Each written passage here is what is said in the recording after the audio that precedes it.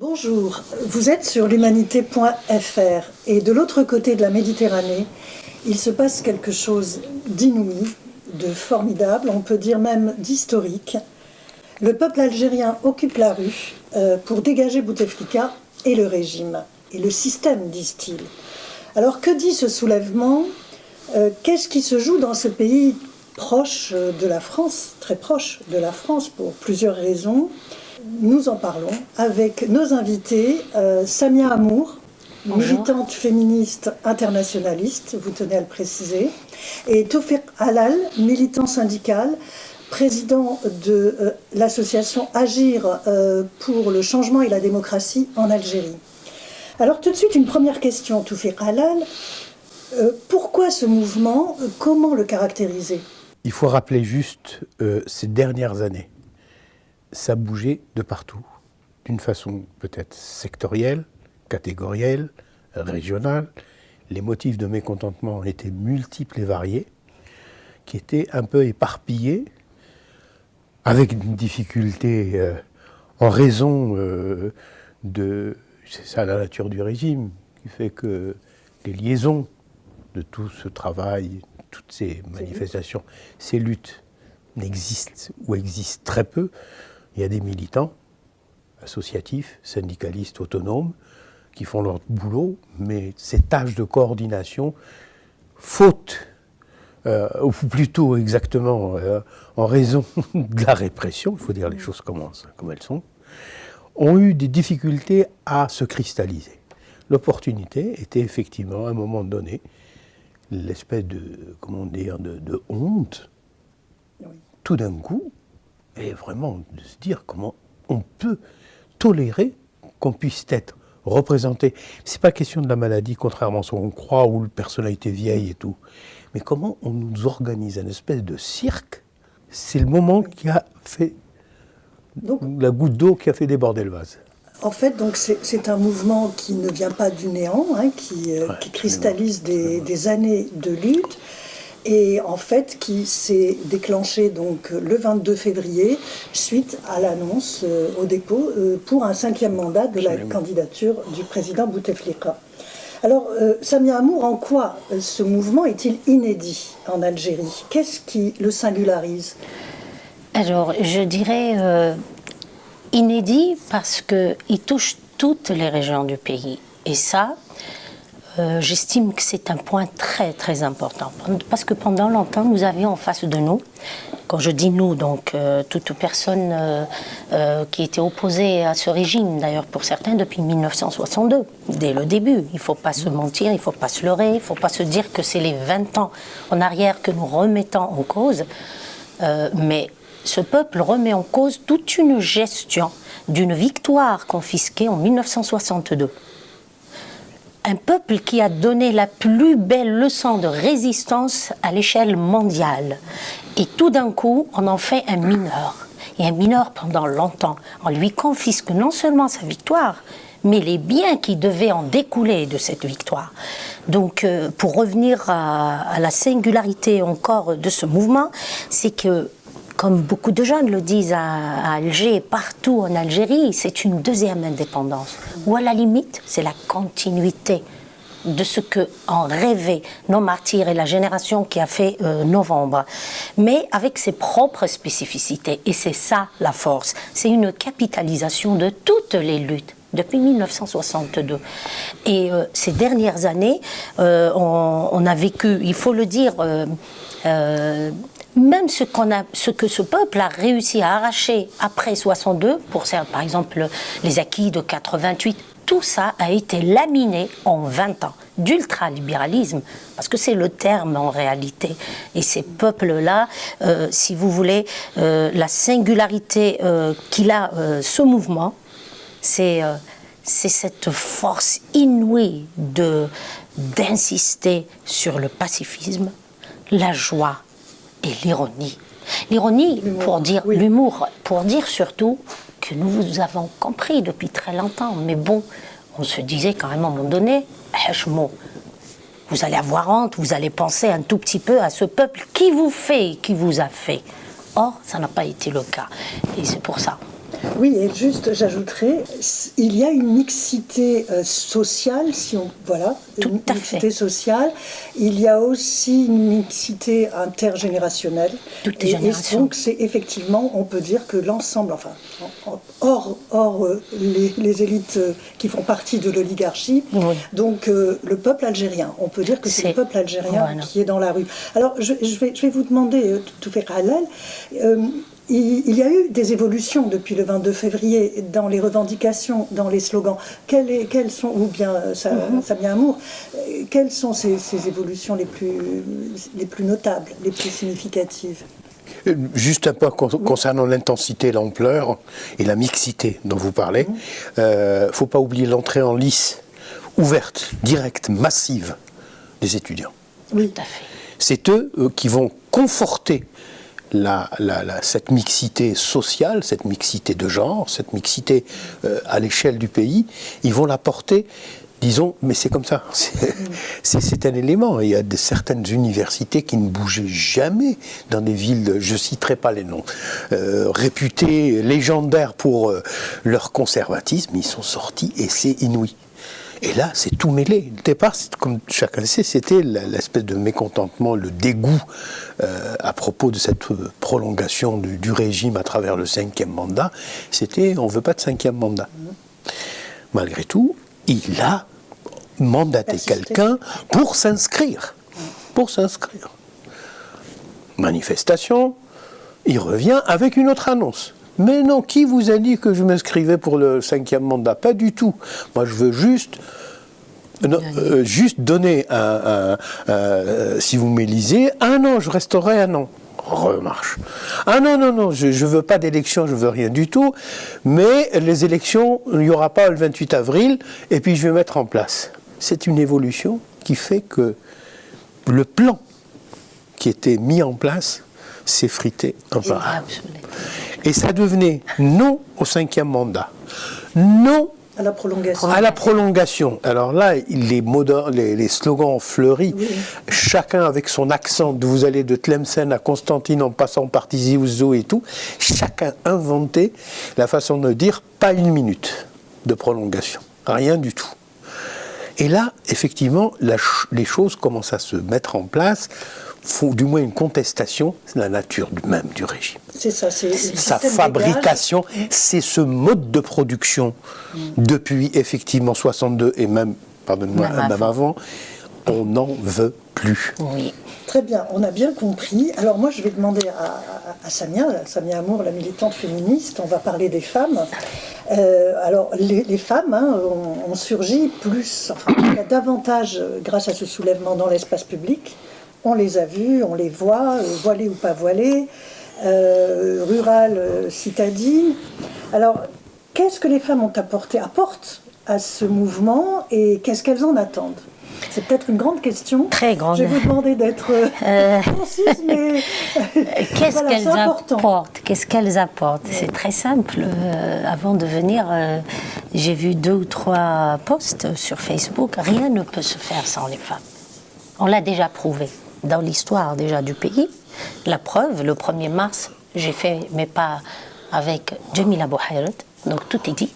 Jamila Bouhayred, qui est donc, grande résistante et militante anticolonialiste. Et ça, c'est une figure très respectée parce que justement, elle ne s'est pas mouillée dans ce bourbier dans lequel ils ont mis l'Algérie. Et tout ça, ça ne veut pas dire qu'on ne veut pas sortir de novembre.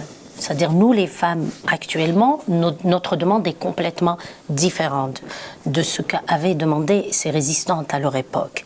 Donc là, c'est comme si c'est comme le témoin qui est donné, mais on veut plus. Et comme vous le dites, ces femmes dans le soulèvement, mais pour moi, c'est tout à fait naturel qu'elles sortent, ces femmes-là, parce qu'elles veulent aussi dire leurs mots, déjà en tant que femme, mais aussi en tant que citoyenne, parce qu'un pays se construit à 2. Toute société est à 2. Il y a une injustice qui a été faite justement à la femme algérienne. Et là, j'en parle et je fais référence au code de la famille. Et dans ce code de la famille, des féministes se sont battues pendant longtemps pour qu'il y ait un changement. Et là, par exemple, actuellement, il y a un discours que je trouve quand même que nous devrions déconstruire en tant que militants progressistes. Oui. C'est l'histoire il a donné le droit aux femmes. On parle de Bouteflika. C'est pas vrai. Bouteflika n'a pas donné le droit aux femmes. Et d'une, ces femmes l'ont arraché, mais aussi, historiquement, je veux dire que une réalité qui existait en 62 n'est plus la même maintenant en 2019. Et donc tout le long, on nous voit comme si on était toujours les militantes, les grandes combattantes et tout, mais bon, après rentrer dans vos cuisines. Et c'est dit, hein, même dans les plateaux télé, et tout ça, la femme algérienne en sortant, d'ailleurs, qu'elle soit voilée ou non voilée, tout est là. Oui. Parce qu'elle a un rôle à jouer en société. Elle le joue déjà, ce rôle-là. D'où, justement, je trouve que ce qu'elles attendent, c'est qu'on voit en elle un être à part entière, une fois pour toutes, qu'elle soit respectée et qu'elle puisse dire son mot, surtout dans la place publique. Et dans l'espace. Et je préciserai juste d'ailleurs que quand vous dites que nous ne sommes pas à la même époque, bien évidemment, aujourd'hui, il y a 64% d'étudiantes. Tout à fait. Il y a une majorité d'étudiantes à l'université. Absolument. Et il y a de plus en plus de femmes en activité aussi. En activité, mais aussi en demande d'activité. 55% des femmes diplômées. Donc je le dis bien, des femmes diplômées en Algérie n'ont pas de travail, contrairement à ce qui se dit que voilà, les femmes travaillent, les femmes en... Non, un fort chômage. Il est vraiment plafonné. On renoue en l'amplifiant avec la problématique née lors du soulèvement de 88. La question de l'égalité homme-femme était au cœur du dispositif. Certains militantes féministes ont dit même que l'ère stratégique s'est déplacée d'Europe, qui était en avance, etc., parce que c'est une question pas seulement sociétale. Oui, bien sûr. C'est pas uniquement une question de réforme, c'est une question hautement politique, qui est le levier du reste. Et en partie, parce que, évidemment, il y a eu cette réponse tragique de la guerre civile et tout, mais ça, c'est resté à bas bruit et qui surgit fort de toute l'expérience qui rémerge avec une force. Le clan Bouteflika, vous l'avez dit tout à l'heure, il ne veut pas lâcher, il est de plus en plus isolé. Alors, quelle marge de manœuvre reste-t-il au pouvoir, selon vous ? Manifestement, les divers scénarii. Là, on va tomber dans une autre phase où on va proposer des alternatives au premier scénario. Et ces avatars, 4+, etc., etc. Là, c'est contesté. C'est-à-dire, on ne reconnaît pas le nouveau ministre qui est nommé. Apparemment, on apprend qu'il y a des gens qui refusent d'être ministres dans ce gouvernement. Il n'y a pas de réponse. Il n'y a pas de réponse. Apparemment, les décideurs, ce qu'on appelle les décideurs, il faut préciser juste qu'est-ce que c'est les décideurs. C'est un haut commandement militaire avec des civils, quelques civils qui sont cooptés. Dont des hommes d'affaires. Mais ils ont intégré au fur et à mesure des centres de décision. au centre de décision et de l'évolution du pays aussi, objectivement. Hein, c'est pas, et ce commandement, ces décideurs-là, sont dans une phase où, petit à petit, les cartouches viennent à manquer. C'est ça. Voilà. Et maintenant, la situation, franchement, je ne sais pas, je ne sais pas comment ça va se passer. Mais ce dont je suis sûr, c'est que, me semble-t-il que dans ce dispositif de fabrication du pouvoir, il y a quelque chose qui a vacillé. Oui. Le processus de fabrication depuis 62, comment se forme le pouvoir, ces gens, etc. Parce que tous les présidents, c'est ce haut commandement militaire et civil qui a fait ce dispositif-là. C'est ça qui vacille. Qu'est-ce qu'il va faire ? J'en sais rien. C'est pas question d'armée, au sens corps institué, des soldats et tout. C'est des citoyens comme nous.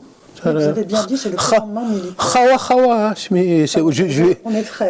Voilà, mais c'est tout. Hein, et il fait son devoir comme d'autres citoyens font leur devoir pour le pays. Il y a pas, c'est pas des sauveurs pour nous. Hein, alors, est-ce qu'on peut dire, même si on sait, vous l'avez bien expliqué là, le rôle décisif que peut jouer le commandement militaire et une partie de l'armée, mais peut-on dire quand même, d'une certaine manière, que la balle aujourd'hui est dans le camp de la rue ? Tout à fait. Mais pourquoi justement, alors il y a un débat sur voilà, la structuration du mouvement, sa représentation, son débouché aujourd'hui, c'est pas facile. Pourquoi ? Donc, pour rejoindre, tout en répondant à votre question, je vais rejoindre mon camarade Toufik en disant que justement, c'est ce pôle de décision qui a été construit les dernières années, notamment avec l'arrivée des hommes d'affaires, fait qu'ils ont aussi leur voix dans cette société. Je vais être direct avec certains journaux dits indépendants, certains journalistes, certains chefs de parti qui pendant longtemps ont été leurs copains, leurs amis, avec un discours libéral. Pendant longtemps, on a fait croire qu'ils étaient toujours du côté du peuple. Et aujourd'hui, c'est une mise à nu de tout ça par un peuple qui a tout compris en réalité. Et d'ailleurs, on le voit très bien. On nous présente au niveau, par exemple, de la structuration, tout le monde pense à une transition avec un gouvernement de technocrates. Tout le monde pense à nous mettre des personnalités intègres. J'ai rien contre ces personnalités. Certaines ont été avec moi du temps où je me battais en Algérie pour changer les choses. J'ai absolument rien sans citer les noms. Mais de là à prendre ce peuple pour un peuple idiot et mineur et à se permettre de choisir à sa place, c'est bon. Moi, j'estime qu'un peuple qui est sorti le 22 février, comme ça, qui a rempli les rues d'Alger, pour du moins Alger où j'étais, qui est revenu le 2 mars, qui est revenu une semaine après, il y a une structuration qui ne dit pas son nom. Parce que j'ai mon voisin avec qui je souffre, avec qui je prends le bus tous les matins, avec qui je suis dans la galère. C'est ce monde-là qui doit être représenté. Les travailleurs, on le sent avec, comme je le dis encore, je reviens au terme mise à nu de Sidi Saïd, une centrale syndicale qui pond dans tout à fait le patron de la grande syndicale, qui est un ami servile, un fervent servile, un vassal à la limite. Mais ce monde-là, juste tous ces gens-là, le peuple a compris, les travailleurs l'ont compris, ils sont en train de retirer la confiance à toute cette bureaucratie qui, pendant longtemps, se permettait de négocier à leur place et en réalité, de négocier leurs propres intérêts. Pas plus tard qu'hier, les pompiers sont sortis à Béjaïa, ils sont sortis à Guelma. Mais tout ça, c'est une révolution, ils ne l'ont pas compris, c'est une révolution sociale qui s'inscrit dans la durée. J'insiste sur ce terme. Donc la structuration, laissons ce peuple se structurer au fur et à mesure. Comme c'est fait pendant justement la guerre de libération, la prise de conscience de la nécessité de la fin de ce système colonial, il est temps de laisser ce peuple prendre sa destinée en main. Il a prouvé maintes fois qu'il était capable. Vous deux, vous êtes l'un et l'autre pleinement mobilisés donc, dans vos associations. Et donc en ce moment, bien évidemment, c'est un moment historique. Donc vous redoublez, bien évidemment, d'action, d'implication. Alors, citez-moi quelques-unes des actions que vous menez pour soutenir et accompagner ce soulèvement. C'est fondé quand même sur une hypothèse, parce que le jeu du pouvoir, les contradictions au sein du pouvoir et tout, ça existe, on les note, on sait que c'est en raison de l'évolution du rapport de force. Mais franchement, je veux dire, si vous me posez est-ce que vous voulez la constituante de la Seconde République, j'ai mes idées, c'est pas ça le problème. Ça. Mais le problème, c'est que notre conviction, en tout cas la mienne, c'est que c'est un événement, quels que soient les résultats qui vont venir par la suite, va marquer une génération définitivement. Il y a des exigences qui se balbutient. Nous, notre travail militant, c'est de faire connaître ça, tout simplement. accompagner ça, donner la parole, parce qu'il y a une formidable élan de prise de parole. C'est favoriser. Alors on va nous dire, ah mais vous ne pensez pas à la tradition, vous savez pas, vous inquiétez pas de ce qui va se passer. C'est pas qu'on s'inquiète pas, on s'inquiète comme tout un chacun. Mais nous, notre intérêt, c'est ça, concrètement. En tous les cas, l'ACDA l'a fait depuis sa naissance en 2011. Il va se poursuivre, tout simplement par des initiatives comme vous avez assisté la dernière fois, des prises de parole, des réflexions partagées en commun, donner toute opportunité à cette prise de parole, à cette exposition, d'échange. Au débat. Aussi bien l'ACDA, ça on le faisait avant. Maintenant, puisque le collectif des associations algériennes en France se sont regroupés et commencent à mûrir et à grandir pour faire une véritable union, on le travaille au sein de ce collectif qui va réfléchir, parce que j'espère qu'on ne va pas rester uniquement à venir marcher le dimanche, c'est bien, mais il faut inventer, parce que ce qu'on nous demande, c'est être très inventif, ne pas tomber dans le piège de la répétition, etc. Trouver, développer. Et il y a des mines, des gisements de mines de solidarité.